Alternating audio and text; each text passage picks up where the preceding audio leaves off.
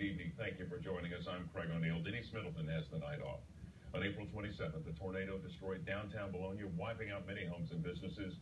And today, one of the first businesses to rebuild on Main Street opened its doors once again. TSB11's Phil Buck was there and brings us that story tonight.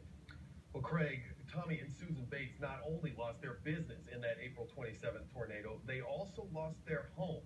But the 6 months since then has been much more about that community healing as a whole than it has been about wallowing in disaster.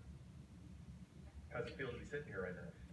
I think it's an answer to many long months of prayers. For Susan Bates and her family, 2014 has been a challenging year.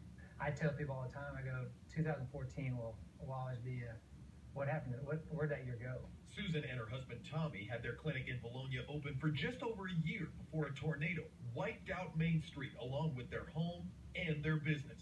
Monday, almost 6 months later, they opened the doors to the clinic once again.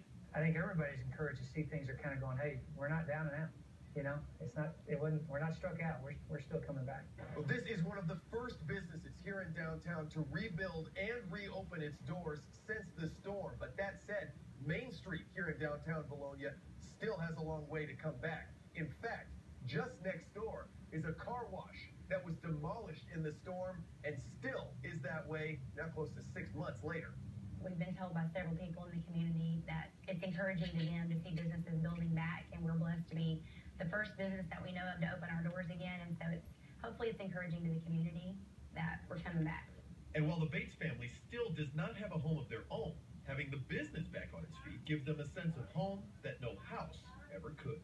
We came to this community for a lot of reasons, and if we're inspiring other people to do that, great. I mean, but we're in.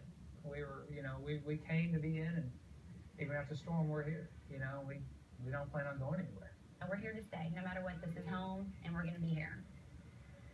And right in line with so many of the stories we saw coming out of that community in the months following the storm, the community lent a helping hand to the Bates family. In fact, locally owned Pace Fitness Center, which is a few blocks away, let Tommy and Susan use their facility to see their clients while the clinic was being rebuilt. Right?